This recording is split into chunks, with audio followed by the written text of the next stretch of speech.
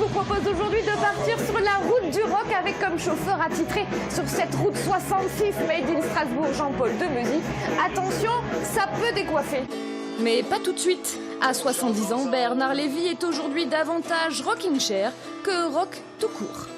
On a fait pire. Putain.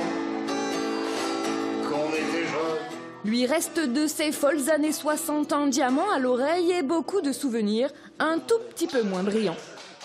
Le rock avait cet avantage qu'avec 3 accords de guitare, un mi la si, vous pouvez jouer pratiquement tout le blues, tout le rhythm and blues et tout le rock que vous voulez, hein, de l'époque. Hein.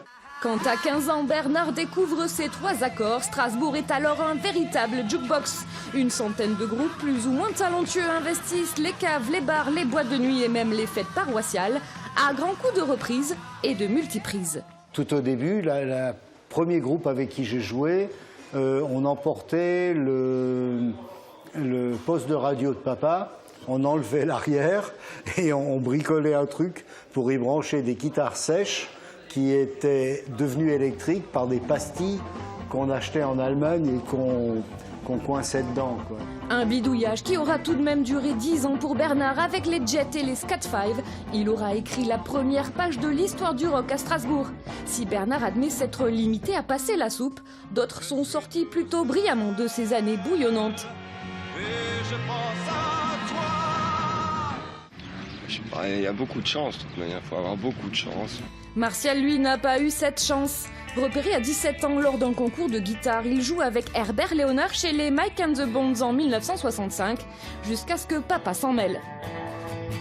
Herbert Léonard a donc fait sa carrière solo, et c'est à ce moment-là qu'il m'avait écrit un peu plus tard pour savoir si je voulais prendre sa place au sein des Problèmes, parce qu'il jouait à l'époque avec les Problèmes qui accompagnaient Antoine. Mais quand mon père a vu cette lettre, il a dit « Tu fais pas l'imbécile, je veux pas que tu sois saltimbanque, tu vas faire tes études. » Voilà. Et ben, j'ai obéi. Donc ça c'est pas fait. Les Problèmes sont devenus qui après? Les Charlots. Voilà. Donc éventuellement, bon, de temps en temps, je me dis que j'aurais peut-être pu faire l'imbécile avec les Charlots. Bon, c'est tout aussi bien comme ça. Nos 2 septuagénaires font évidemment partie des 330 groupes retenus par Jean-Paul Demeuzy pour sa saga du rock strasbourgeois.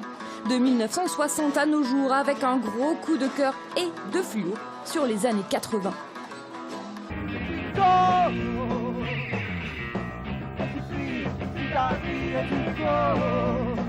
Donc il y a des groupes qui sont arrivés comme les Flash Gordon, qui était vraiment le groupe phare un peu punk, un peu de Strasbourg.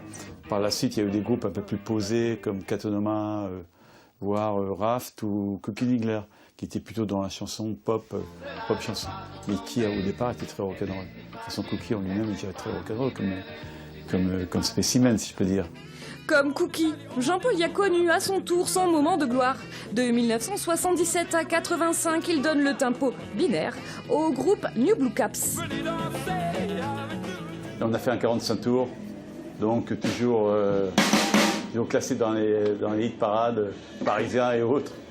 Ouais, comme tu dis, on était même classé à un moment numéro 1 au hit parade des indépendants dans Best, devant des groupes comme les Ludwig von 88. Sentir le pouls du rock, telle a toujours été avec ou sans baguette la mission de Jean-Paul Demeuzy. Fatigue pas, ça vous plaît? Musicien, producteur, manager et désormais compilateur. Heureusement qu'il est là parce qu'il laisse des traces quoi, en fait, avec ses compilations, maintenant ce livre. Donc c'est vrai que pour nous c'est un peu notre père un peu. Et dans le livre comme en live, la nouvelle génération n'a rien à envier à leurs aînés. Des Sescato, Viper Circus en passant par Lire le Temps. Autant de pierres qui continuent de paver la longue route du rock.